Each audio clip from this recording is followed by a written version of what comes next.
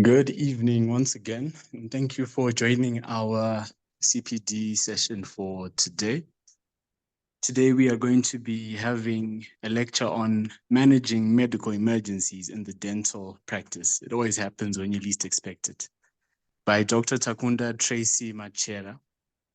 A brief background on our speaker. She's a young and passionate, vibrant dentist in her first year of practice, owner of currently trending Tooth Talk Tuesday on Instagram, a woman in dentistry's secretary and co-editor-in-chief, Woman Unlimited keynote speaker and mentor to young women, national international public speaker, master and event master of ceremony, Christian influencer and YouTuber, music minister and pianist at Word of Life International Ministries, and lives with the motto of 1 Timothy 4 verse 12, do not let anyone look down on you because you are young, but set an example for believers in speech and faith, in life, in love, and in purity. So thank you, Dr. Machera, for taking the time out. I will hand over to you for your presentation.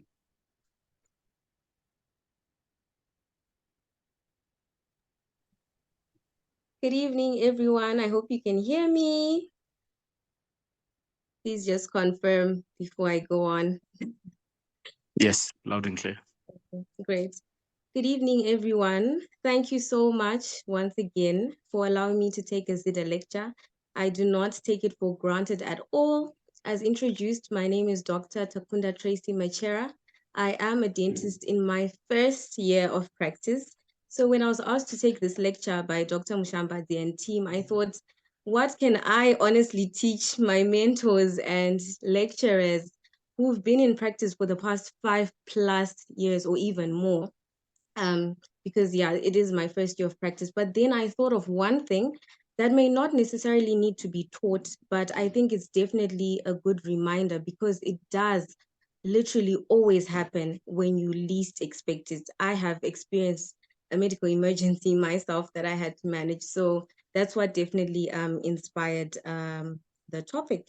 Yeah, so just as an icebreaker before we start, as I share my slides, I'd like 3 volunteers, 3 willing, bold volunteers that would like to share with us their personal experience in their practice of a medical emergency that they managed. Yeah, you can let us know what it was, how you managed it, and yeah, just very briefly.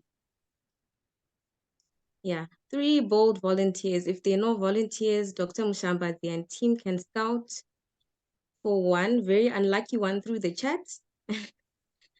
And just ask them to share quickly as I share my slides. Yeah.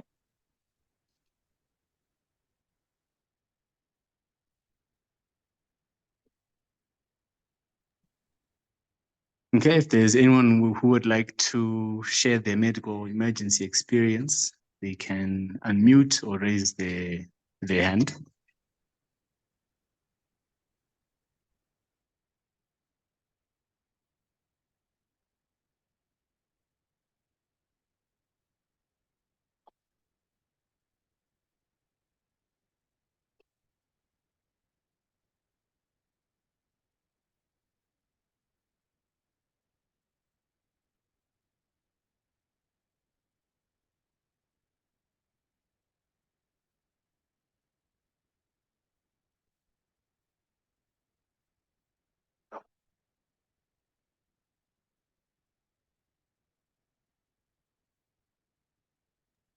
Anyone, guys, come on. I just want 3 volunteers before we begin. Yeah. Thank you.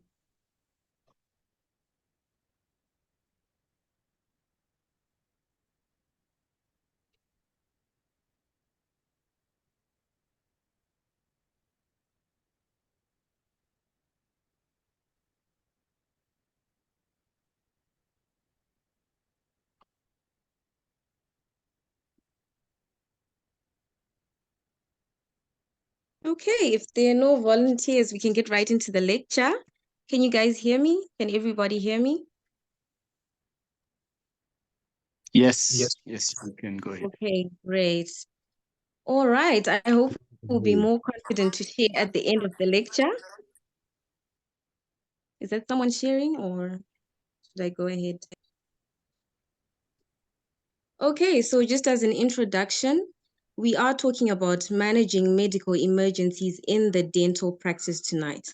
Okay, so according to the American Dental Association, a medical emergency in the dental office may be termed as an unexpected event that can include accidental or willful bodily injury, central nervous system stimulation or depression, respiratory and circulatory disturbances, as well as allergic reactions. So there have been many cross-sectional studies that have been done. One specific one in 2015, by Hassan, showed that almost 67% of dentists reported having encountered a medical emergency in their clinics. So as you can see, it's a very common phenomenon, and if you haven't experienced it, you will definitely experience it later on in your practice. So it's highly emphasized that every dentist, through their academic, their clinical, and even their continuing education, we should be familiar with the prevention, diagnosis, and management of common emergencies in the practice. In addition, we should definitely provide appropriate training to our staff so that every person knows what to do and can act promptly. Because some of you can definitely relate that sometimes a medical emergency can occur in the reception area. Sometimes you're not even at work yet, your assistants are just there, you have your cleaners there. Can they really be able to manage it if it were to happen? And since these skills are not used every day as well, regular review is definitely necessary, at least annually, so that we are provided with the necessary training along with our auxiliary staff in first aid management and medical emergency management. So just a quick outline, please do grab a glass of water or a nice drink because we're getting into a very interesting topic, well, interesting to me at least. So today we're going to be talking about the most common types of medical emergencies in the dental practice and how to manage or prevent them. So just a quick list and rundown of the most common ones that we're going to go through tonight. Number one, which appears mostly and is the most common, is definitely syncope or unconsciousness, which just means fainting. In layman's terms, respiratory emergencies, seizures, cardiovascular emergencies, drug-related emergencies, and other emergencies such as bleeding. So we'll get into the first one, which is syncope or altered consciousness. This is one that I experienced myself. Unfortunately, it wasn't the patient who fainted, but it was the accomplices as well. So it was a very interesting one there. Yeah. So defined syncope is a short loss of consciousness and muscle strength, which is characterized by a fast onset, short duration, and spontaneous recovery. So it's very quick to happen, but also very quick for one to recover from.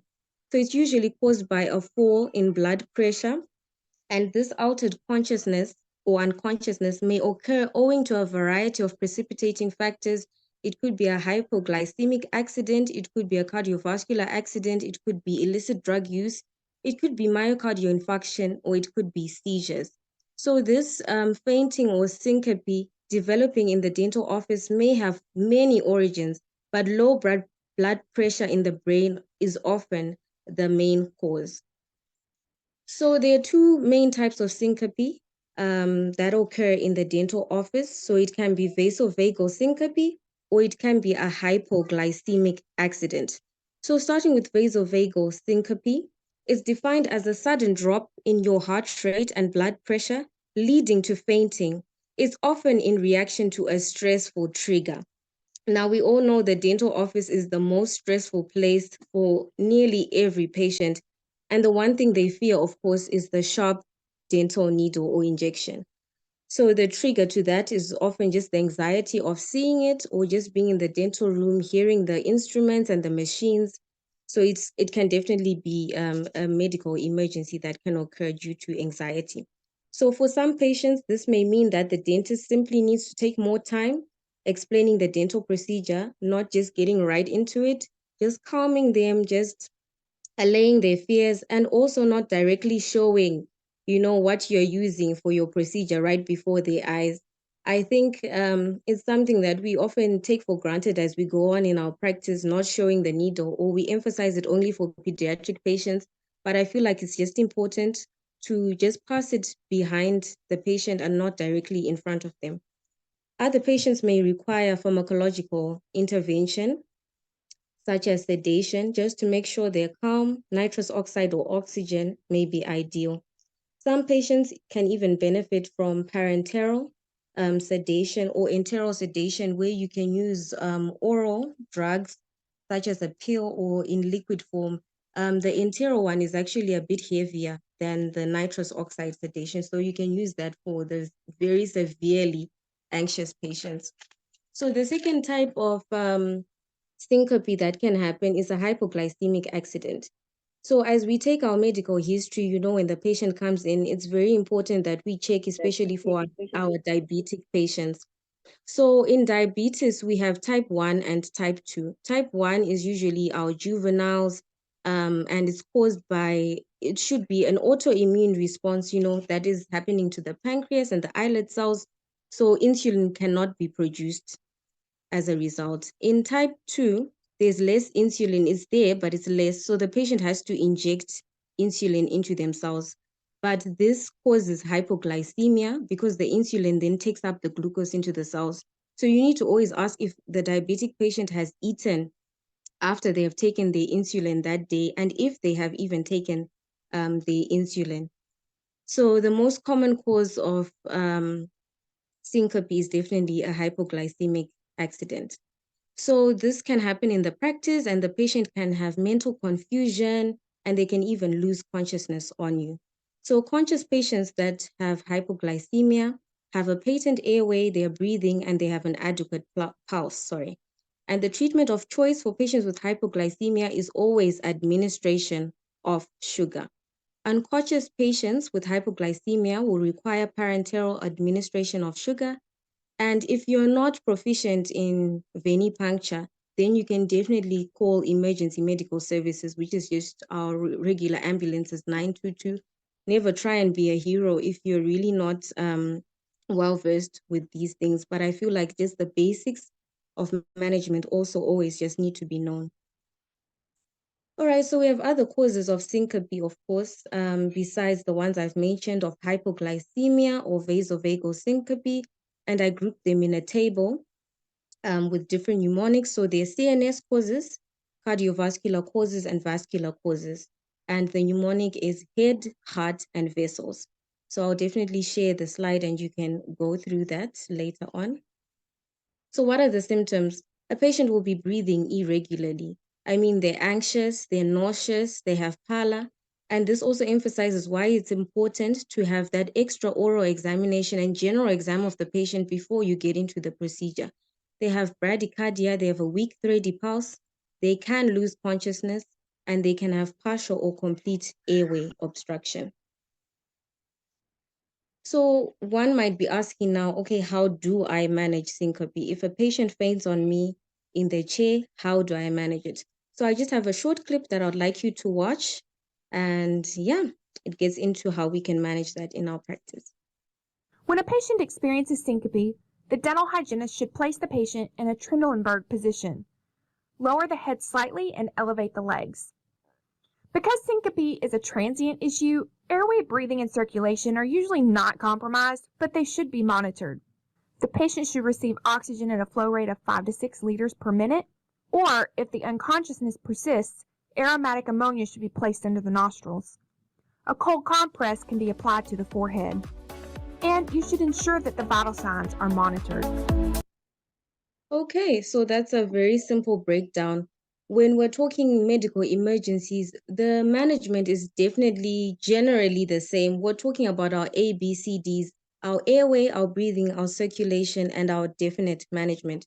So for syncope, just to summarize the video again, position the patient, that's your P. Make sure the head is always level with the heart and the legs are elevated above the level of the heart. That's your Trendelenburg position.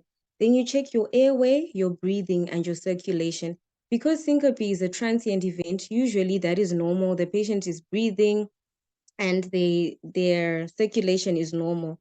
Then you just give oxygen at a rate of 5 to 6 liters per minute, or you can make them smell ammonia under their nostrils.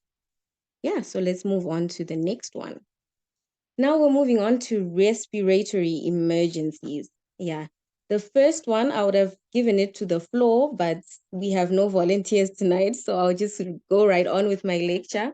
So the first respiratory emergency that we have is airway obstruction. Very common. Why? Because in dentistry, we're using very tiny instruments that can easily just fall into the mouth. So airway obstruction has been noted to be a very common respiratory emergency in our practice. So it may occur due to pathology in the airway, dental instruments, or even the tongue. So dental practitioners should be extremely attentive when we're handling the minor instruments during any intervention, and also the positioning of the patient in the chair. Aspiration cases are usually more critical and less common than ingestion. So the patient could ingest it and swallow it into their stomach, or it could be an aspiration event. So in airway obstruction, the patient demonstrates symptoms such as coughing, gurgling, gagging, choking, and gasping in pain. The aspired object may pass into the trachea or the esophagus. So there is just a picture of examples where aspiration has occurred in the dental office. On the very left picture there, that is a 3-way syringe that has been aspirated into the lungs. And on the right there, I want someone to comment in the chat what they think that instrument is that has been aspirated. Yeah. All right, so this is very common, as I said before, and 87% cases dental instruments are swallowed. 13% they are aspirated. So aspiration is very high risk for suffocation, and symptoms include the ones I mentioned earlier. But which aspiration or ingestion or an instrument, sure to always take x-rays of the thorax, the abdomen, and the cervical profile. Never leave anything to chance, even if they have no symptoms, if they're not choking or showing anything. Then swallowing risks are hemorrhage, infection, intestinal obstruction, and perforation. And symptoms are dysphagia and retrosternal and abdominal pain. So treatment of swallowed or aspirated dental instruments will include the following. According to a PubMed central journal, there have been various studies that were done, and 10 to 20% cases don't necessarily need surgical intervention. They're non-surgical, which is the good news, and only 1% required surgical retrieval. So we can move on to how we can prevent it. So prevention number 1 is definitely rubber dam. I know most of us don't really use the rubber dam. If we do, it's only for root canal treatments. But a rubber dam is very important, even in the basic things like our fillings, our crown and bridge work, veneers, whatever work you're doing in the mouth. It's always important to use a rubber dam to avoid these cases of ingestion or aspiration of materials. There's also oral packing, and these are more common in maxillofacial surgery, but they can also be used in dental surgery. The ones that are common are our throat packs that are usually placed around the airway in patients undergoing usually an upper airway surgical procedure, especially under general anesthesia, so that they don't aspirate or ingest blood or their own saliva or anything that they shouldn't ingest. Chair position is very important as well. If the patient is lying totally flat or supine, there's definitely a higher risk, and it's much easier for instruments, if they've fallen in the mouth, to just flow and pass due to gravity, and the patient just swallows it. So always make sure that your patient positioning in the chair is a bit tilted up. And then we also have McGill's intubation forceps. These are just forceps that are usually used to aid in removing foreign bodies in the mouth when they've fallen into the mouth. So how do we manage these respiratory emergencies when a patient has ingested something, or they're choking, or they've swallowed an instrument? The first thing is definitely forceful coughing. You ask them to cough very forcefully, or you can do back blows. I'll show you a demonstration soon. The key one is definitely the Heimlich maneuver. Chest thrust or finger sweeps. Finger sweeps are just when you sweep your fingers inside the mouth just to try and remove it or take it out, depending on the type of instrument that has been ingested, of course. So if the object is not retrieved in such circumstances, the patient should be placated but informed about the complications and must be escorted to the hospital to confirm the status of the object using comprehensive diagnostic tests like the ones I mentioned before, your chest x-ray, the thorax, the abdomen, and to decide the required medical action, regardless of how well the patient looks. Because the patient can say, I'm okay, I'm not feeling anything, but you should just go through the normal steps and stages, the x-rays and everything else. So in case of a radiolucent object, computer tomography and diagnostic bronchoscopy become very fruitful in identifying their anatomic location. So this is the 5 and 5 rule, where you can give 5 back blows and then give 5 abdominal thrusts. This is for a patient that is choking or has swallowed a dental instrument. A better demonstration is a short clip that I'm going to show you of the Heimlich maneuver. The universal sign for choking is the hands crossed at the neck. If they are coughing, then they are able to breathe and you would not perform the Heimlich maneuver on them. In order to do this, you stand behind the person and make a fist with your thumb pointing back against you, midline between the belly button and the rib cage. Grasp that fist with your other hand and pull back and up quickly until the object is expelled or the person loses consciousness and needs to be lowered to the ground to begin CPR.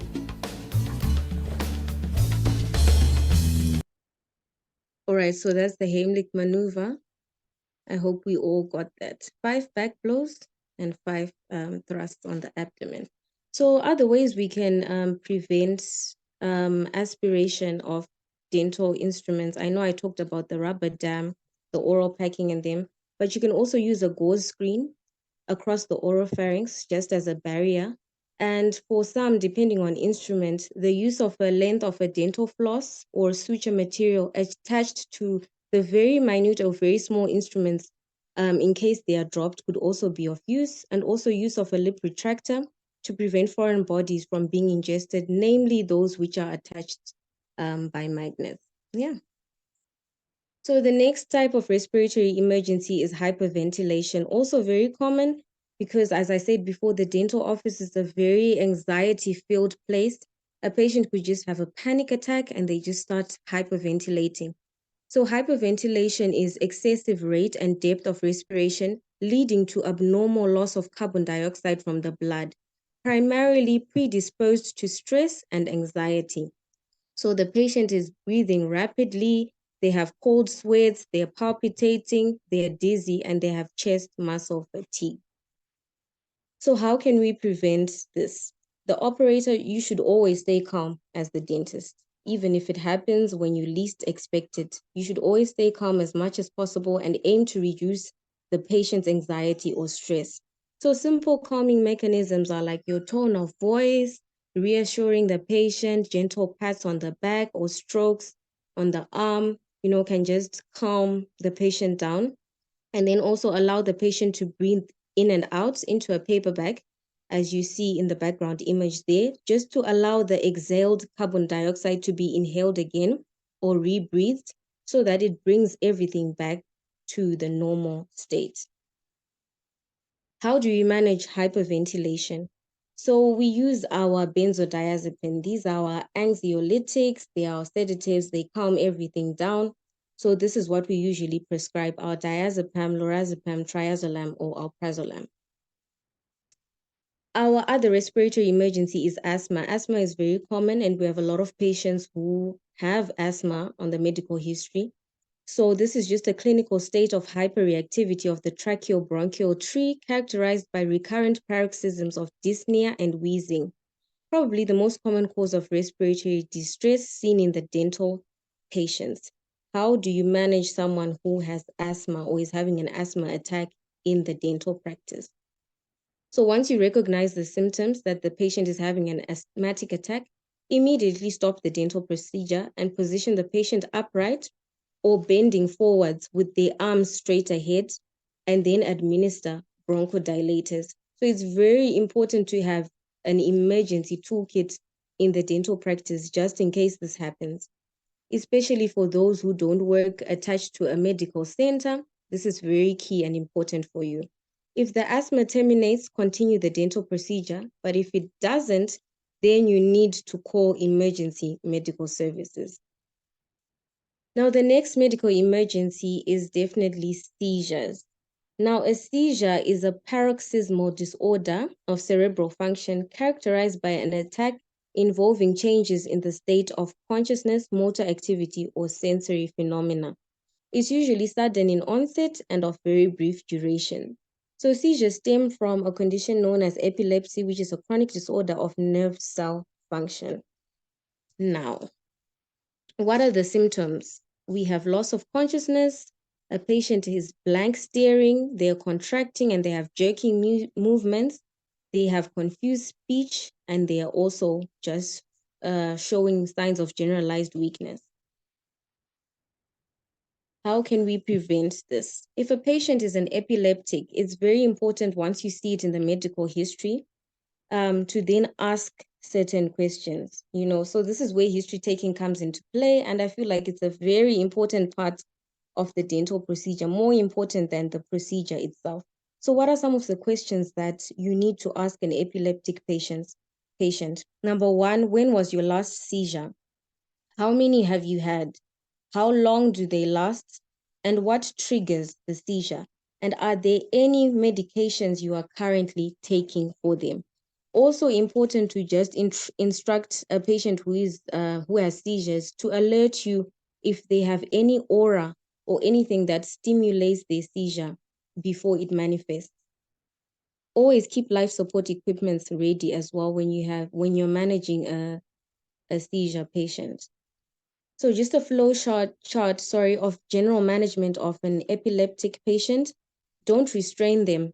Don't restrain their movements. If they're jerking and they're having their fits, try not to restrain them as much as possible. Let them have their fit and try to protect them from any injury as they have their fit. So you're removing any dental instruments that are nearby just to make sure that they don't get injured, and also make sure that there's someone timing the seizure. And then you roll them to the side once the seizure ends.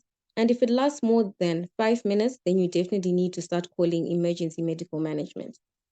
So this is just another short clip that I would like you to watch. This lecture would have been better in person because it's more demonstration, but I hope that the clips will make it a bit clear. Yeah. How are you doing today? Hi, I'm doing good. Okay, so we're just gonna go over your health history. So it says on here that you're epileptic. Yes, I am. So you have seizures frequently? Yes, I get them often. Often? Yeah, the last one I had was like 2 months ago. Like 2 months ago. Yeah. Okay. And then, how long do they usually last? They're about a minute. A minute? Yeah. Do they ever go over a minute?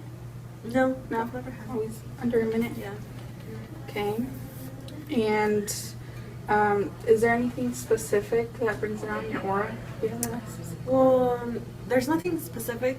I feel like it's just like random. But for the aura, I usually get this like weird burnt rubber smell. Burnt rubber? Yeah. Okay. And then, do you take any medications? Yes, I'm taking Carbitrol for it. Carbitrol. Yeah. Okay. Let me write that down. Okay. So everything looks good. So we're gonna start your treatment. Okay. I'm gonna lean you back. Are you okay? No, I'm not feeling too well. I can smell that burning rubber. Okay. Alert. 1, 2, 3. What's happening here? She just started seizing about 5 seconds ago. Okay. Here's the oxygen and medical emergency kit. I'll alert the front office.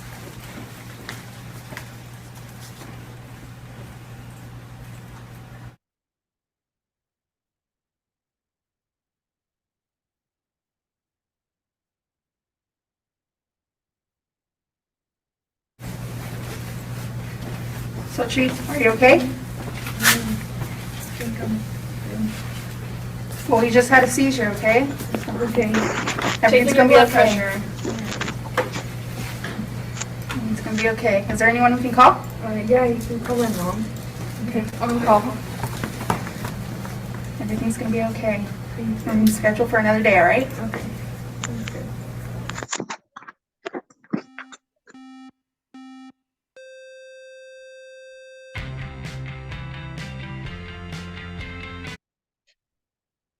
Okay, so that clearly just summarizes how we can manage a patient who is having a seizure in the dental chair. So just to summarize it again, it's a self-limiting emergency. So just let the patient have the fit, but make sure you remove everything from the environment that could cause them harm. So the first thing you do is position the patient supine with patient placed on flat surfaces. Then you perform a head lift and chin tilt, as the lady who was holding the head was doing. And in patients who are seizing, they are breathing and they usually have adequate cardiovascular function. But it's always important to have another person who's also just checking the vitals. And then, as I said before, remove any dangerous objects nearby. You can loosen any tight clothing, but try not to restrain the patient or to hold them as they're having their fit. And in case the ictus fails to subside within a maximum of 10 minutes, declare its status epilepticus and proceed with definitive care. So what's the definitive treatment? It's definitely our anti-epileptic agents or drugs, which is your diazepam, your phenobarbital, your carbamazepine, and your phenytoin. Now we move on to our cardiovascular emergencies. So usually these just present as chest pain, and there are many factors that may precipitate this chest pain. It could be a myocardial infarction, it could be angina, it could be a paroxysmal supraventricular tachycardia, it could be gastroesophageal reflux disease, or it could be just anxiety. So when describing their chest pain, many patients do not describe their feeling as pain per se. So they can say, I have a squeezing, feeling, I'm feeling tightness, fullness, constriction, or just pressure around the chest area.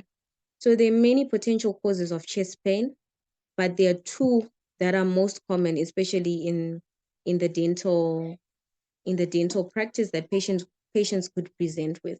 So the two main ones are definitely myocardial infarction and angina. So we'll get into myocardial infarction first. What is myocardial infarction? It's a clinical syndrome caused by deficient coronary arterial blood supply, resulting in ischemia to a region of the myocardium and causing cellular death and necrosis. So the predisposing factors are your atherosclerosis, coronary artery disease, occlusion and spasm, and undue stress. How can it be prevented from occurring in the dental practice? Avoid overstressing the patient. You can provide them with supplemental oxygen as they're getting their treatment, pain control during therapy, or you can also have psychosedation. So psychosedation are just drugs that you can give the patient that can help to relax them and cause sort of CNS depression in a way. So that's your barbiturates and your benzodiazepines or your opioids. And then elective dental care is avoided until at least 6 months if a patient has had a myocardial infarction. Inferior alveolar and posterior superior alveolar nerve blocks should be avoided due to high risk of hemorrhage. How do we manage it? We're going back to our pharmacology. It's our antiplatelet agents, your clopidogrel, cyclopidine, dipyridamole, and your beta blockers. Definitely important. So the second type of cardiovascular emergency after myocardial infarction is your angina pectoris. This is a condition marked by severe pain in the chest, often also spreading to the shoulders, the arms, and the neck, owing to an inadequate blood supply to the heart. So what are the types? We have three main types. We have stable angina, which is just chest pain that usually is provoked by exercise or exertion, and it's alleviated at rest. Then we have your variant angina, also known as Prinzmental angina. This is just chest pain or discomfort that happens spontaneously and at rest. Then we have the most critical one, which is unstable angina. That's chest pain that is caused by insufficient flow of blood and oxygen to your heart. So this one is the worst one of the three because it's part of the acute coronary syndromes, and it may actually lead to one having a heart attack in the chair. So prevention, again, similar to myocardial infarction, stress reduction, try and reduce stress to the patient, reassure them, and psychosedation, your benzodiazepines and your barbiturates. So management is recognize the problem that the patient is having chest pain or a possible heart attack in the chair, discontinue the dental treatment, call emergency management services, While they're coming, position the patient uprightly and comfortably and perform basic life support, especially if you've noticed that the patient has stopped breathing. So we'll just get into the basic life support right now demonstration so that you have a clearer picture. Emergencies can happen anywhere, so it is important to know how to provide basic life support care. As you approach the scene of an emergency event, check your surroundings to ensure that they are safe, and only kneel beside the victim after that. Tap the victim's shoulder and shout, "Are you okay?" If the victim is unresponsive and you are alone, call for help and check for breathing. Open the victim's airway. Use the head tilt and chin lift technique. Press down on the forehead with one hand while pulling up on the chin with the other hand. Gently tilt the head back. When checking for breathing, listen for sounds of breathing, feel for exhalation on your cheek, and look to see if the victim's chest is rising and falling. Sorry.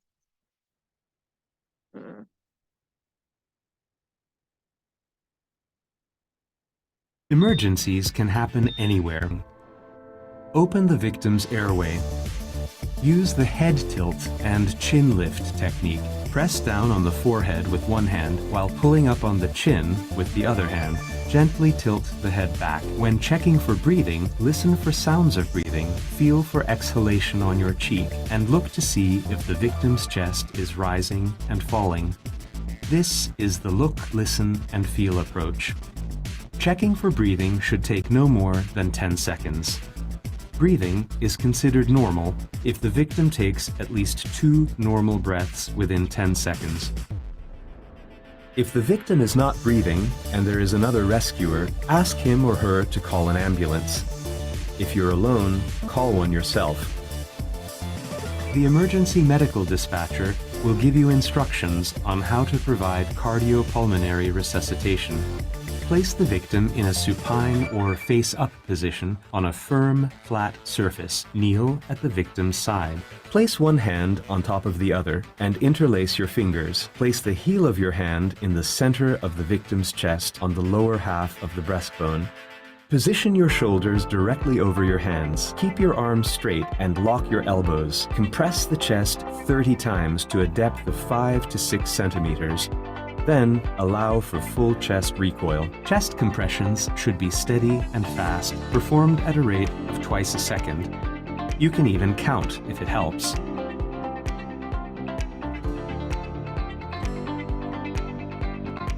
"30 chest compressions are followed by 2 ventilations. To deliver ventilations, tilt the victim's head back and pinch the nose shut. Take a normal breath and blow into the victim's mouth. Watch for the chest to return to its normal position while taking another breath. Repeat this sequence. Minimize interruptions in chest compressions to last no more than 5 seconds. Alternate the 30 chest compressions and the 2 ventilations until help arrives. If you have another rescuer with you, switch positions every 2 to 3 minutes because providing CPR is tiring and you can become less effective. When you see signs of the victim regaining consciousness, such as breathing, coughing, or moving purposefully, stop CPR and put the victim in a recovery position.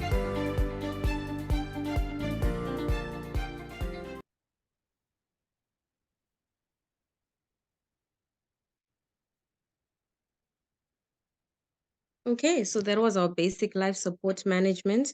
I think the best thing would definitely to share the slides so that you guys can go over this, because I can imagine that it's so much information, but I definitely try to summarize everything. Going forward, this is just a table that was showing the difference between a patient having a myocardial infarction and one having angina pectoris. So in summary, myocardial infarction is definitely more severe, more serious. The patient can lose consciousness, and then you'd have to do your CPR that you've just watched right now. So the last medical emergency that we'll talk about is our drug-related emergencies. So the first drug-related emergency is definitely overdose reactions. Now, an overdose is when a patient or a person ingests or takes in more than the normal of the recommended or prescribed amount of drug. It's just a direct extension of the desirable effect of the drug. It can be accidental or intentional. And in a dental practice, the most common overdosage is by local anesthesia. So what are the symptoms if a patient has overdosed on local anesthesia, for example? They're confused, they are talking, they're very talkative, they have blurred speech, muscular twitching, headache, tinnitus, drowsiness, they have elevated blood pressure and heart rate, and if uncontrolled, an overdose can actually cause a seizure. How do we manage this? So management is definitely our basic life support, especially if the patient has passed out, the one that we've just demonstrated on video, and also administer your 100% oxygen and give your anticonvulsants. So management is the same in general for our medical emergencies. It's our ABCD. The first thing is positioning the patient. If they are unconscious, make sure that they're supine with the feet elevated. The head should always be at the level of the heart and the feet above the level of the heart. If they're conscious, just make sure that they're in a comfortable position. But generally, the better position is supine. Then you check their circulation, check their carotid pulse. If you can't feel it and if they're not breathing, then you perform the CPR that we just demonstrated. You can check the airway, you can assess and maintain if it's patent or if it's not. And if a patient is lying down, the tongue falls back and obstructs the airway. So it's important for you to do that head tilt and chin lift that we talked about earlier. Also check the breathing, look, listen, and feel. Keep your ears close to the patient's nose. You can actually feel their breath if they're breathing or not. And if the patient is not breathing, do mouth-to-mouth ventilation. Then your D, after your ABC, is your definitive management. That's your administration of oxygen. And then your anticonvulsants. So your anticonvulsants are your IV diazepam. So you can give diazepam 5 milligrams per minute, or you can give midazolam IV, which is 1 milligram per minute. Then after you've given your oxygen, you can allow recovery to occur, but always just call emergency medical management. You can never truly be a hero when it comes to medical emergencies, but it's always good to, as I said before, just to know the basics. So one thing I would like just to add when it comes to overdose, especially when it comes to local anesthesia, is there are many factors that can cause overdose. There are patient factors and there are also drug factors. So the drug factors are something we usually take for granted, like how you administer your local anesthetic. If you administer it straight into the blood vessel, you're causing it to become concentrated there, leading to toxicity, thus overdose. Also, your rate of injection. If you inject at a slower rate, it gives the body more time to adjust and distribute that local anesthesia everywhere. So it's highly less likely to have an overdose.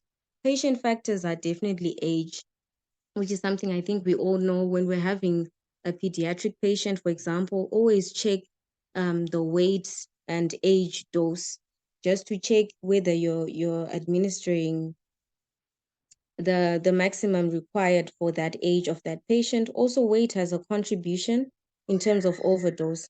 People that have more muscle mass, anesthetic is usually largely distributed over a larger surface area. So it won't cause an overdose because it won't be concentrated in the blood. Medical history is also important in causing overdose. Some patients who have liver diseases or liver failure, or they are chronic alcoholics, for example, they are more likely to get an overdose. Also genetics and just your mental attitude. Patients that have come into the dental practice and are very apprehensive, I'm sure you can relate that anesthetic aibate, they will just say, I cannot feel anything. So apprehensive patients are more likely to also get an overdose.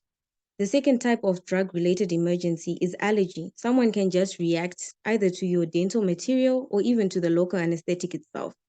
So an allergy is a hypersensitive state of skin and various mucosa acquired through the exposure to a particular allergen or re-exposure to which produces a heightened emergent capacity to react.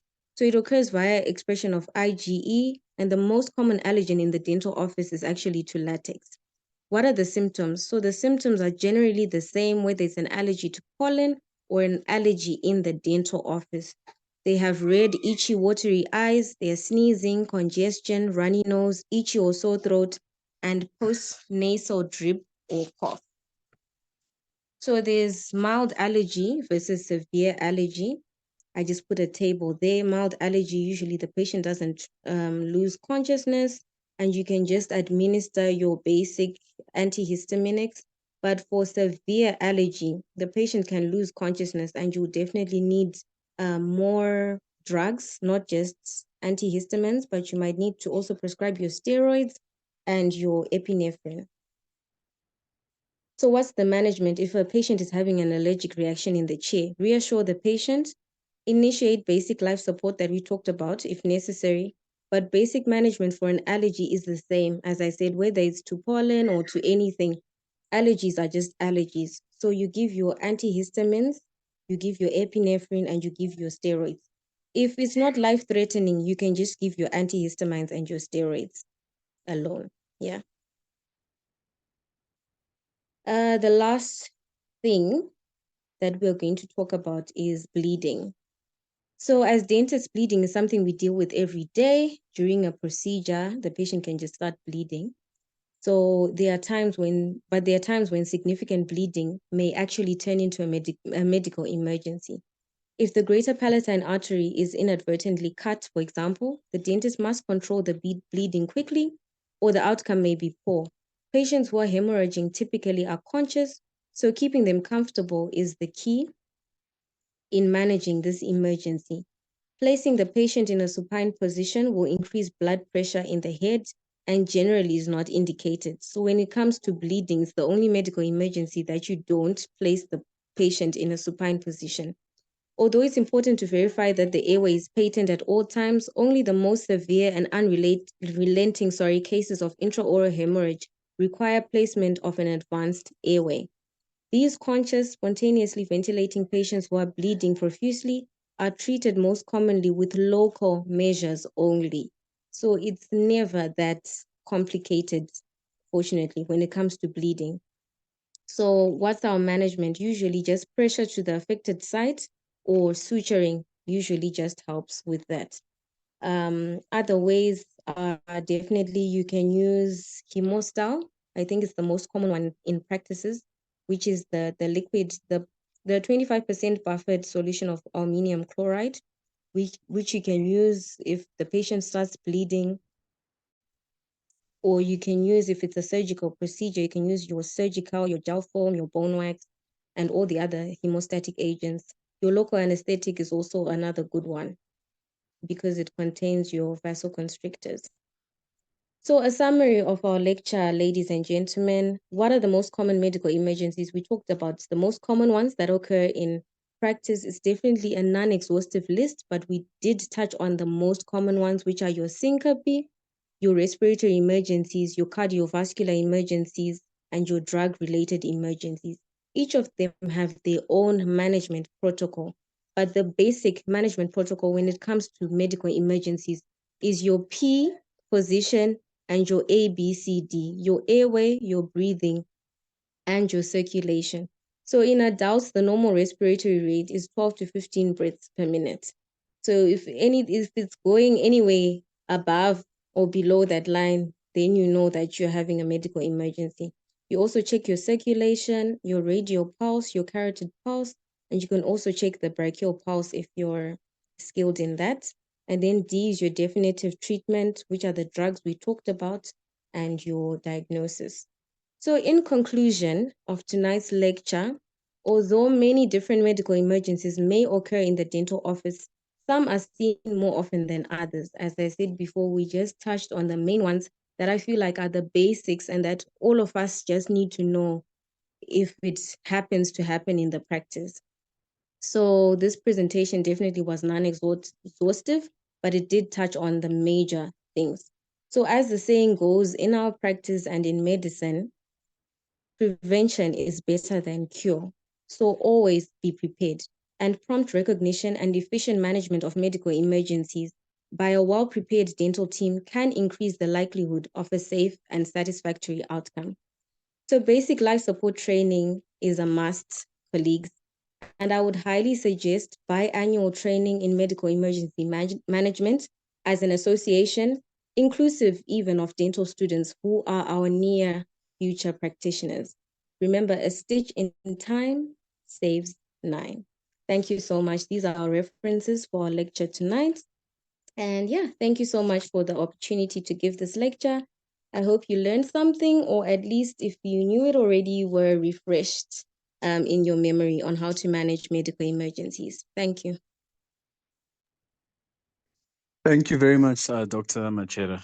I think that was an excellent presentation. It has definitely helped, and it will definitely help in equipping us to deal with such emergencies. I think we have a few minutes for any members who would like to share an experience or to comment on the presentation, ask a question, or raise any points of discussion. So if there are any questions, you may raise your hands or just unmute and go ahead.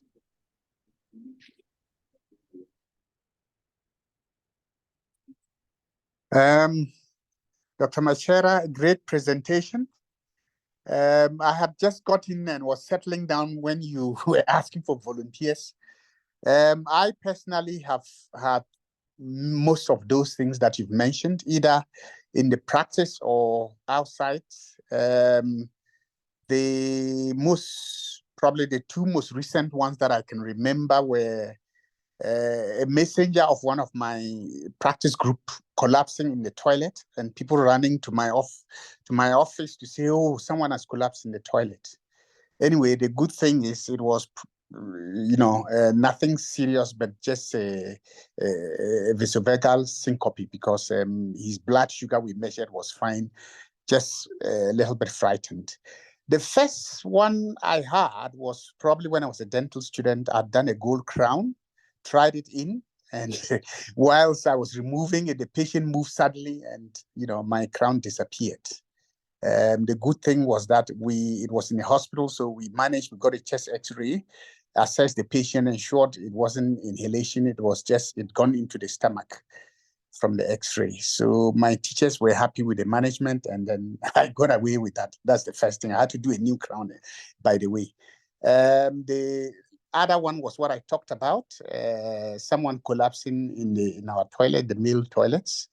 Then the last one was just after the recent elections. I was driving home when I met a lady waving hysterically. Apparently, someone has hit another person that was on the road, and I should stop or I'll run over the person.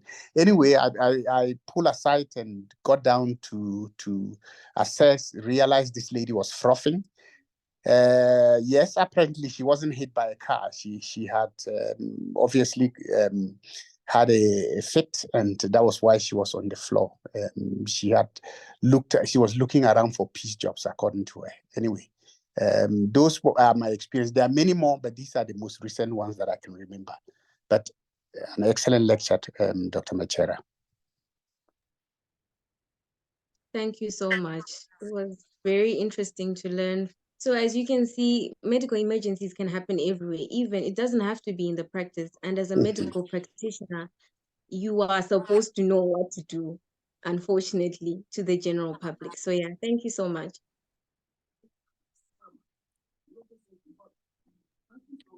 Thank you, Dr. Bayu. Do we have any other volunteers who would like to share an experience, ask a question? Yebo. If so, thank you, Dr. Karum. Very good presentation, eh? Just wanted to add and also ask a few questions. I'm just going to ramble. Like so when you were actually talking about the things which are actually required, I know Dr. Bayu actually mentioned that he has some of those things, but it seems like that's a lot of stuff, eh? I don't know if you can just go like at least each surgery should have 1, 2, or 3 of these things. That's actually the first question which I have. The second question is like when you were talking of bleeding disorders, you were mentioning things like electrocautery. Do we do we actually need those, or you were just mentioning it as in it's actually part of the things which are used? And also on bleeding disorders, I also think as dentists, if sometimes we might have bleeding disorders which are actually linked to coagulation pathologies, whereby we actually need to actually start doing venipuncture to actually test for INR, the PTT, and thrombin time. And also the other thing which I noticed in your lecture, a number of times you were saying 100% oxygen. Is it not prudent first to actually put the patient put a pulse oximeter before we start giving 100% oxygen, just in case we get like acute oxygen toxicity? And also, like when you're talking about some conditions, when you were talking about psychosedation, where we use diazepam and drugs such as morphine, can all dentists use those, especially when they're being given in IV form? Yeah, isn't there some kind of training required? I just wanted to find out. Hi, Doc. Thank you so much for the question. That was a lot, but I'll try and answer what I can and what I remember. So definitely, this is very non-exhaustive. And as I said before, in the lecture, never try and be a hero when it comes to medical emergency management. The key is just to know the basics of just positioning the patient, checking if their airway is patent, if they're breathing, if their circulation is normal, and administer at least, I think, oxygen is the basic thing that we need to know. Medical emergency management should always be contacted the minute it happens. So your assistants and whoever is on standby should definitely always be there to do that for you. And concerning the medical emergency kit, I'll definitely give a list. It was a whole other lecture on its own. I'll definitely send a list in the group of that. But your oxygen, your drugs, there's a whole list of medical emergency drugs that you need to have, your benzodiazepine, your anxiolytics, your antidepressants as well. So these things are, as you say, not necessarily our field, and we definitely will need training on that. I would suggest us as ZiDA to do or to partner even with ZIMA, the Medical Association, just for us to be hands-on and knowledgeable of how we administer the oxygen, how these things are done practically. But this lecture was just a basic outline. If it were to happen, at least you can start somewhere. Yeah. But anyone else who would like to answer, please do feel free to jump in on that.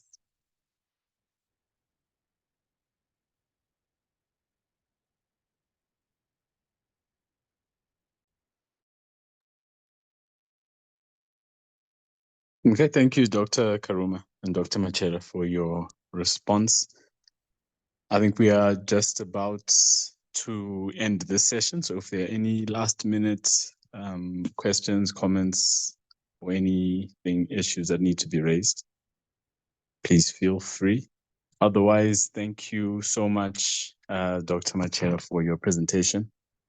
I'm sure we look forward to hearing the recording for those who did not make it to the meeting, and also for your slides.